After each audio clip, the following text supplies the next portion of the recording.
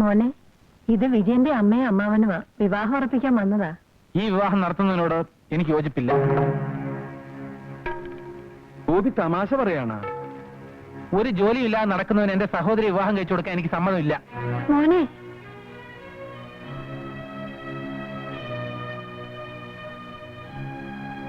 ഓർമ്മ വെച്ച നാള് മുതല് കഷ്ടപ്പാടും പ്രാരാബ്ധവും മാത്രമേ ഉണ്ടായിട്ടുള്ളൂ ഈ കുടുംബത്തില്. വീണ്ടും കഷ്ടപ്പെടാൻ വേണ്ടി അവളെ എങ്ങോട്ടെങ്കിലും തള്ളിവിടാൻ ഞാൻ ഒരുക്കമല്ല.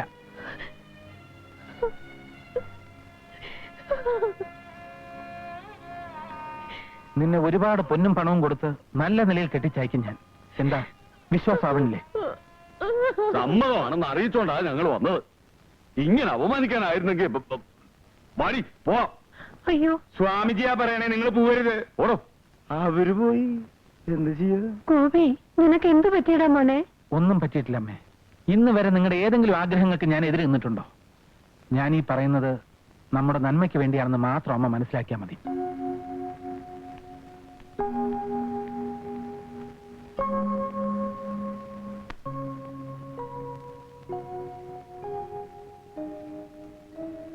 അമ്പലത്തിൽ പോകുന്നോടി വിലക്കിരിക്കുക ഗോപിയേട്ടൻ. ഇപ്പൊ ഇവിടെ എത്താൻ തന്നെ ഞാൻ എത്ര കളവ് പറഞ്ഞെന്നറിയോ വിജയേട്ടന്? ഇന്ദുവിന്റെ ഇഷ്ടത്തിനെതിരായിട്ട് ഗോപിയേട്ടൻ നിൽക്കില്ല എന്ന് ഇന്ദു തന്നെയല്ലേ പറഞ്ഞത്?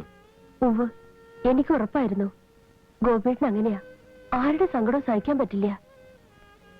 എന്നിട്ടിപ്പോ അമ്മയും അമ്മാവനെയും അവമാനിച്ചു വിട്ടില്ലേ? അതാ എനിക്ക് മനസ്സിലാവാത്തത്. എന്തോ പറ്റിയിട്ടുണ്ട് ഗോപിയേട്ടന്. തുണിക്കടയിൽ പോയിട്ട് തന്നെ ദിവസം എത്രയെന്നറിയോ? നേരം വെളുക്കോളം എന്തൊക്കെയോ ഓർത്തിരിക്കുന്നത് കാണാം.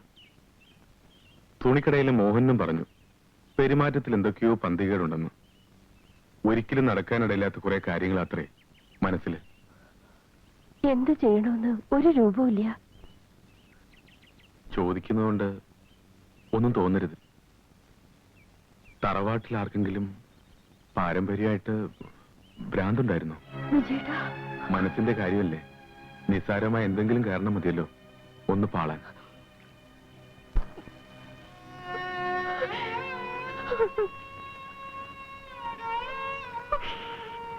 ഇന്ദു, കരയിപ്പിക്കാൻ വേണ്ടി പറഞ്ഞതല്ല. എന്ത് പ്രശ്നമുണ്ടെങ്കിലും നമുക്ക് പരിഹരിക്കാം. നിന്റെ വിജയേട്ടൻ എന്നും നിന്നോടൊപ്പം ഉണ്ടാകും.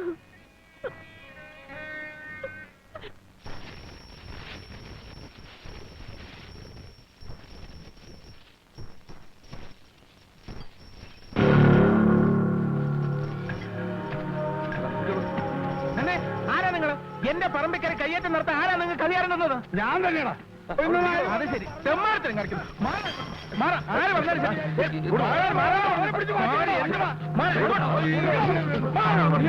എന്റെ നെഞ്ചത്ത് ചവിട്ടിട്ട് നിങ്ങൾക്ക് ഇനി ഇവിടെ അടക്കാൻ പറ്റൂ?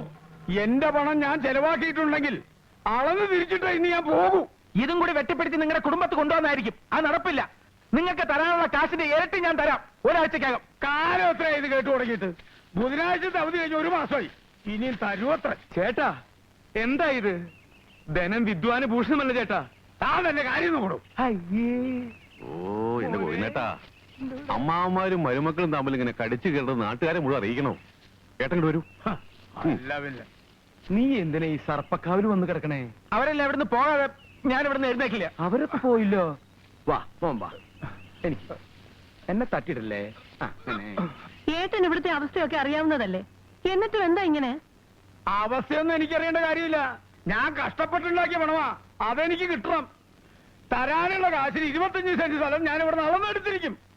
അവന്റെ കൂടുതലൊന്നും പറയണ്ട. ഈ സ്ഥലം സൂത്രത്തിൽ ഒപ്പിച്ചെടുക്കാൻ വേണ്ടിയാണ് അന്ന് വലിയ കാര്യത്തിൽ രൂപ എന്ന് സഹായിച്ചെന്ന് ഇപ്പഴാ മനസ്സിലായത്. അച്ഛന്റെ സ്വത്ത് മുഴുവൻ കള്ളക്കേസിൽ സ്വന്തമാക്കിയത് പോരല്ലേ? എന്ത് ചേട്ടാ, എന്റെ നിയന്ത്രണം വിട്ടു തുടങ്ങിട്ടോ.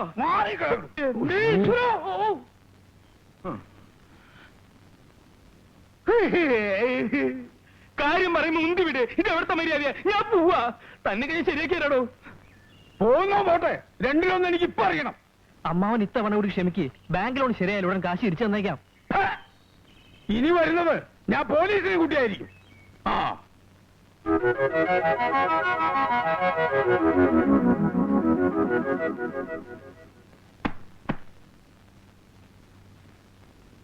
കുറച്ചു ദിവസം കൂടെ നിനക്കിവിടെ നിന്നൂടെയാ പുണ്യേ? മടുത്തു, മതിയായി. അമ്മ കണ്ടതല്ലേ നടുമുറ്റത്തൊരു കുരുക്ഷേത്ര യുദ്ധം. ഇതൊന്നും വയ്യാഞ്ഞിട്ടാ ഞാൻ സന്യസിക്കാൻ പോയത്. വല്ലപ്പോഴേക്ക് തിരിച്ചു വരുമ്പോ അടിയും പിടിയും ഉന്തും തള്ളും. മതിയായി. എല്ലാവരോടും പറഞ്ഞേക്ക് അപൂർണാനന്ദ സ്വാമികൾ യാത്രയാവുകയാണ്. അമ്മ ഒന്ന് അനുഗ്രഹിച്ചേ. അനുഗ്രഹിക്കാൻ നീ അമ്മയ്ക്കും കൈക്കൂലി കൊടുക്കണോ? കേരളത്തിലല്ലേ ജീവിക്കണേ.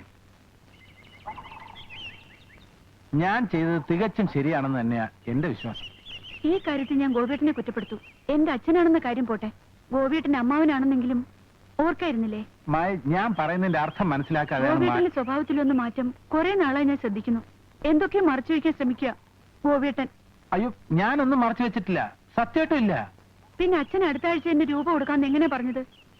ഇന്ദുവിന് 100 പവന്റെ സ്വർണം കൊടുത്ത് കെട്ടിച്ചയക്കാമെന്ന് എന്തിനാ വാക്ക് കൊടുത്തേ? ഗോപിയേട്ടൻ എന്താ കള്ളക്കടത്തുണ്ടോ? കള്ളക്കടത്തോ? തമാശയ്ക്ക് പോലും അങ്ങനെയൊന്നും പറയരുത്, വെറുതെ ആൾക്കാർ തെറ്റിദ്ധരിക്കും. സ്വർണ്ണരഥം, ദേഹം മുഴുവൻ സ്വർണം കൊണ്ടുള്ള ബഹളം, എന്തൊക്കെയാ പറഞ്ഞത്? അന്ന് എനിക്ക് സംശയം ഉണ്ടായിരുന്നു. അതൊക്കെ എന്റെ ഒരു സ്വപ്നം പറഞ്ഞാണ് മായേ. ഇടത്തരക്കാരന്റെ ജീവിതം മുഴുവൻ സ്വപ്നങ്ങളല്ലേ. അതൊക്കെ യാഥാർത്ഥ്യമാക്കാനുള്ള ശ്രമത്തില നിന്റെ ഗോപിയേട്ടൻ.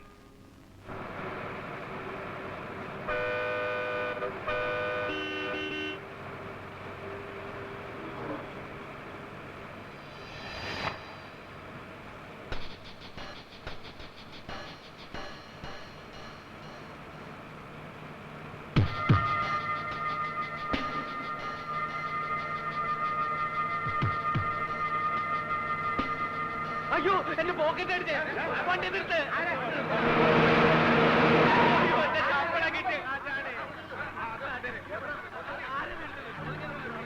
ഈശ്വര, അപ്പൊ എന്റെ കയ്യിൽ ബിസ്ക്കറ്റ്. ആരും ബഹളം വയ്ക്കണ്ട, ബസ് പോലീസ് സ്റ്റേഷനിലേക്ക് വിടാം. പോലീസ് സ്റ്റേഷനിൽ പോയി ചെക്ക് ചെയ്യാന്നൊക്കെ പറഞ്ഞ എനിക്കിന്നൊരു PSC ടെസ്റ്റ് ഉള്ളതാ, സമയമായി. പോലീസിന്റെ ടെസ്റ്റ് കഴിഞ്ഞിട്ട് വേറെ ടെസ്റ്റ് ചെയ്താൽ മതി. ആരെങ്കിലും എന്തെങ്കിലും പോക്കറ്ററിയും കാണിച്ചതിന് നമ്മൾ എല്ലാവരും കൂടി ശിക്ഷ അനുഭവിക്കണമെന്ന് പറഞ്ഞാൽ സ്ത്രീകളും കുട്ടികളും ഉള്ളതാ, നമുക്ക് തന്നെ തപ്പാം. വാ വാ വാ, അല്ലാതെ പറഞ്ഞ പോയിട്ട് ഓരോരുത്തർക്ക് ഓരോ കാര്യങ്ങളുള്ളതാ. ആദ്യം സാറിനെ തന്നെ ചെക്ക് ചെയ്യാം. എന്നെന്താ ചെക്ക് ചെയ്യുന്നത്? അതേ കുന്തം പോയ കുടത്തിനും തപ്പണമെന്നാ. മാറിയുന്നേ നിങ്ങൾ ചെക്ക് ചെയ്യുന്നത്? പോലീസ് മാത്രമല്ല, മനുഷ്യനെ വിചാരിച്ചാലും കള്ളന്മാരെ കണ്ടുപിടിക്കാൻ പറ്റും. അതുകൊണ്ടാ. പിന്നെ എടുത്തിട്ടില്ല എന്തിനാ പഠിക്കുന്നത്? ഞാൻ ചെക്ക് ചെയ്യാം. ഞാൻ പറഞ്ഞു ധൃതി വെക്കാം. ഞാൻ കാര്യം പറഞ്ഞോട്ടെ, ഞാൻ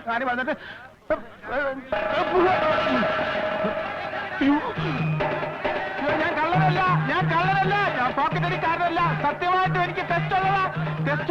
എന്നെ കൊണ്ട് പിരിഞ്ഞു പോണേ പ്ലീസ്. ഞാൻ പറയുന്നൊന്ന് മനസ്സിലാക്കേ. അയ്യോ ഈശ്വരാ, അയ്യോ വരരുതേ. അയ്യോ, ആരെങ്കിലും എത്തിക്കാൻ പോകണ്ട. അയ്യോ,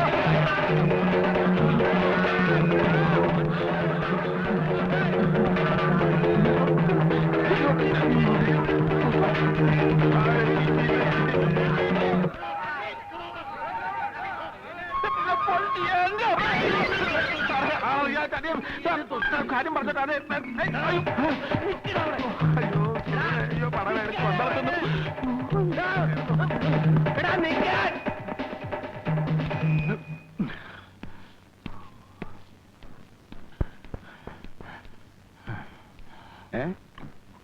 അത്രയ്ക്ക് ദാഹമുള്ളതുകൊണ്ടാ.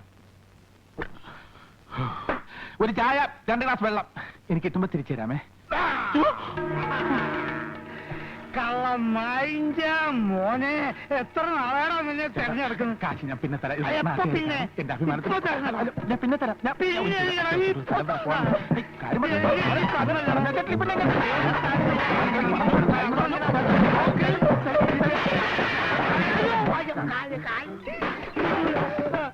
വിടൂലടാ, ഇന്ന് വിടൂലടാ.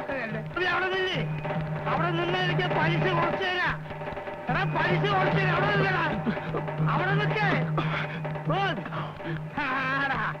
ഈ ദിശയ്ക്ക് നീ എങ്ങോട്ട് പോകാനാടാ? നീ ഹെലികോപ്റ്ററിൽ പറക്കാൻ. ആടാ, നിന്നെ വിടൂലടാ. ഗോപിയേ, ഗോപ്. എടാ,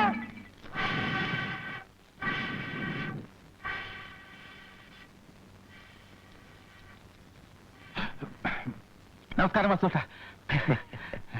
ഗോപിയെ ഇതുവഴി കണ്ടിട്ട് കുറെ ആയല്ലോ. നേരം കിട്ടണ്ടേ? കട പൂട്ടി വീട്ടിൽ എത്തുമ്പോ തന്നെ 9 മണി കഴിയും. എന്തായി പെങ്ങന്മാരുടെ കല്യാണമൊക്കെ ശരിയായോ? 2-3 അന്വേഷണങ്ങളൊക്കെ വന്നിരുന്നു. ജാതകം ചേരാത്തോണ്ട് ഒന്നും നടന്നില്ല. ശരിയാ, കല്യാണം എന്നൊക്കെ പറഞ്ഞ ഒരു വിധിയല്ലേ? സത്യമാണോ വാസുട്ടേ പറയുന്നത്? അല്ല, ഗോപി വെറുതെ വന്നതാ? ഉവ്വ്, ഔസേപ്പച്ച മുതലാളിയുടെ വീട് വരെ വന്നപ്പോ ഇവിടെ ഒന്ന് കയറിയിട്ട് പോവാന്ന് കരുതി.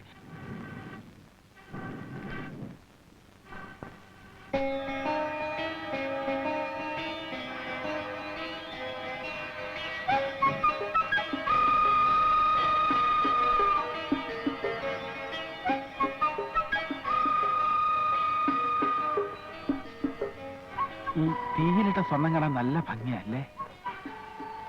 സാധാരണയായി വാസുവേട്ടൻ ഇവിടുന്ന് സ്വർണം ഒരുക്കി കൊടുക്കാറുണ്ടോ? എന്താ, ഉരുക്കാൻ സ്വർണം ഉണ്ടോ കയ്യില്? അല്ല, നമ്മൾ ഈ പത്രത്തിലൊക്കെ വായിക്കാറില്ലേ, 2 കോടിയുടെ സ്വർണം പിടിച്ചു, 3 കോടിയുടെ സ്വർണം പിടിച്ചു എന്നൊക്കെ. ഇതൊക്കെ എങ്ങനെയാ വിറ്റ് കാശാക്കുന്നതെന്ന് ഒരെത്തും പിടിയും കിട്ടുന്നില്ല. ആവശ്യമില്ലാത്ത കാര്യം ഓർത്ത് എന്തിനാ ഗോപി തല ഉണ്ടാക്കുന്നേ? ഞാനും അത് തന്നെ ആലോചിക്കുന്നത്. ആവശ്യമില്ലാത്ത ഓരോ കാര്യങ്ങൾ ഓർത്ത് നമ്മളെന്തിനാ തല പുണ്ണാക്കാക്കുന്നത്?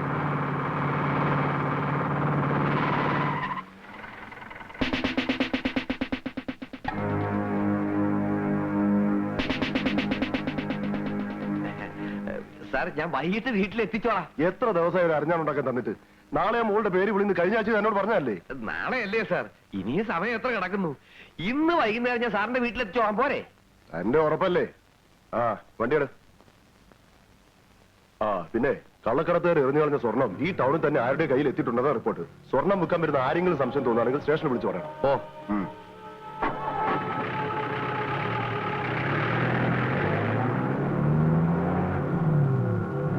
ചെക്കൻ അന്ന് രാത്രിയില് താമസിച്ചു വന്നപ്പോ മുതല് ഞാൻ ശ്രദ്ധിക്കുന്നതാ ഒരു മാറ്റം. മനസ്സിന് പിരിമുറുക്കുണ്ടാവും, വിഭ്രാന്തി ഉണ്ടാവും, ഗോവിന്ദേട്ടൻ വസ്തു കൊണ്ടുപോകുന്നുള്ള പേടിയും എല്ലാം ഉണ്ടാവും. 100-200 പവൻ കൊടുത്ത് ഇന്ദുവിനെ കെട്ടിച്ചയക്കുമെന്ന് പറഞ്ഞതായി എനിക്ക് മനസ്സിലാവാത്ത. സ്വബോധം ഇല്ലാണ്ടായ പിന്നെ പറയുന്നതിന് വല്ല അർത്ഥം. മോഹൻ ഇവിടെ വന്നിരുന്നു.